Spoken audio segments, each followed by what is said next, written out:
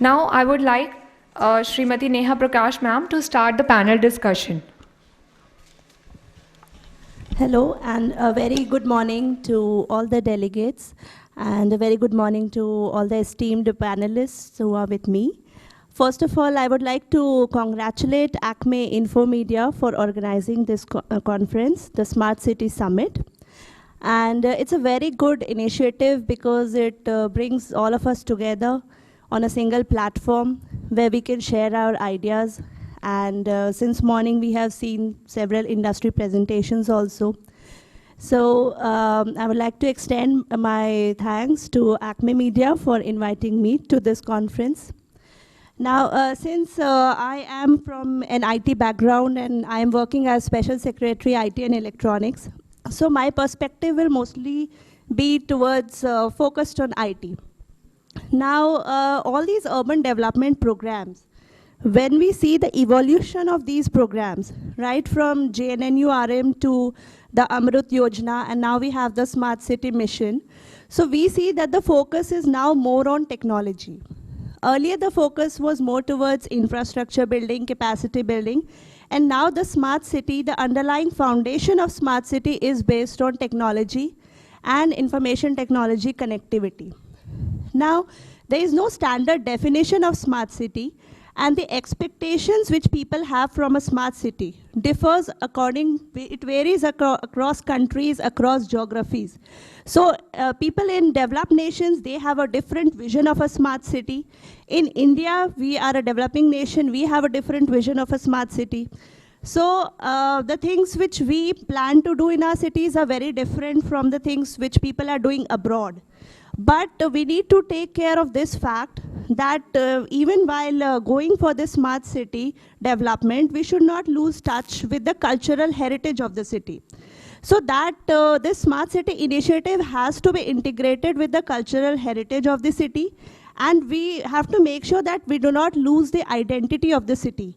So the soul of this city should not be lost, and it should also be integrated within all this smart city planning.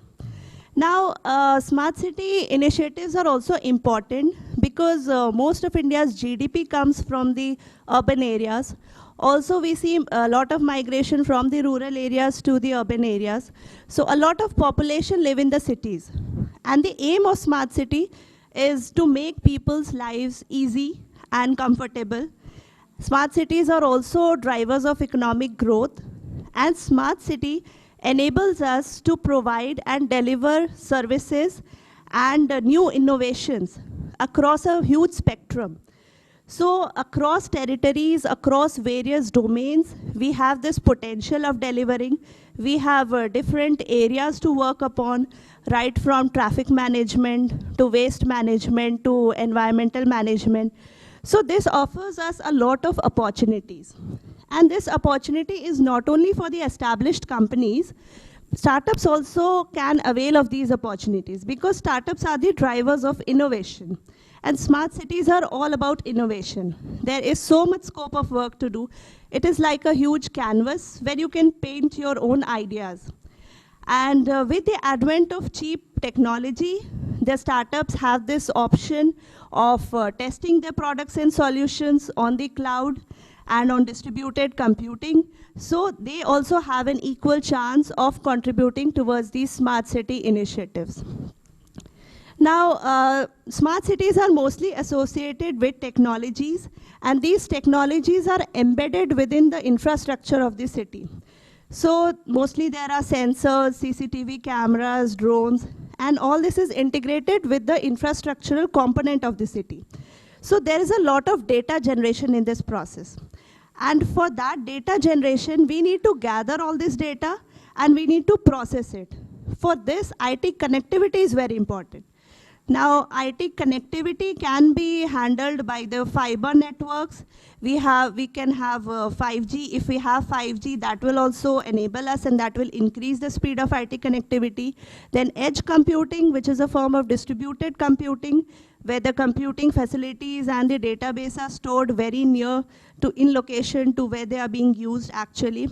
So all this data And we have to handle all this data in a proper way, and we have to process this data into information which can actually deliver on the needs of the citizens. Because the ultimate aim is to solve the problems of the citizens. And that is why the role of IT is very important in a smart city. Now, talking about emerging technologies like artificial intelligence, blockchain, machine learning, all of this has an immense scope for the development of smart cities. But we also need to have a common standard reference architecture for all these Internet of Things enabled devices. Because right now, all these devices, they operate their own applications on different platforms. So we need to have a common open source standard, and that will also enable us for all communication of these devices. So this is one area in which we have to work for developing and enhancing the current ability of the IoT devices. Currently, all over the world, I think there are around more than 50 billion IoT devices which are communicating on a real-time basis. And these IoT devices, they are the next drivers of growth for the smart city. Artificial intelligence is also has a great potential, and most of the facial recognition softwares which we see nowadays, they are based on artificial intelligence. But while using artificial intelligence, I would also like to stress upon the fact that it also has the potential to harm. So artificial intelligence needs to be used very carefully. There has to be a balance between the state-sponsored surveillance and the individual rights and freedom. So before using these artificial intelligence technologies, we have to have some proper regulation in place. The algorithms which these artificial intelligence based systems, they derive, they do some kind of a predictive analysis.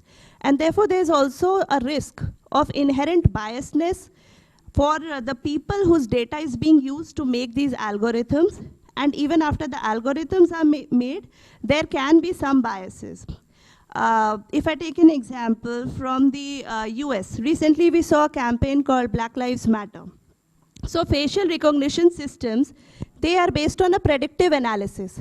So out of 100 people, if some criminals are caught, out of 100 criminals, if 80 of them are black, that algorithm will have the inherent biasness against black people. So every time it will predict that black people tend to be more criminal oriented.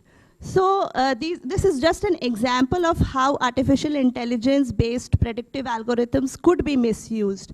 And this can also happen in some facial recognition softwares also. Recently, I was reading about Yuval Noah Harari, and he said that all these smart watches which we wear, what if the government has access to all the data of these smart watches? Now, suppose you're watching TV, and you are watching a particular political leader. And based on your heartbeat and your blood pressure, that data is transmitted to the government. So the government will have access to your political inclinations also. So there is this state-sponsored surveillance, and there is a side of individual rights and privacy. So for all these new emerging technologies, we need to have a regulatory system in place. The government also needs to understand how these technologies work. And that is why, unless and until the government understands how this technology works, they won't be able to frame a proper regulatory framework around it, what kind of data privacy is needed and how data is to be stored, who has access to retrieve these data. So these are some of the issues in which the technology can perpetuate discrimination. And as a government, we have this responsibility to stop such misuse of technology. So I would like to conclude by saying that information technology is an important pillar for smart city development. And unless and until we focus on IT connectivity, which is like our neural network, because a human is an intelligent being, and we have our neural network. So an IT connectivity system is also like a neural network of a city. It gathers and transmits information to various parts of the city, and based on this information, decisions are being made and actions are being taken. So that is why we need to strengthen our IT connectivity infrastructure, and that will help us in reaching the goal of smart city development. Thanks a lot.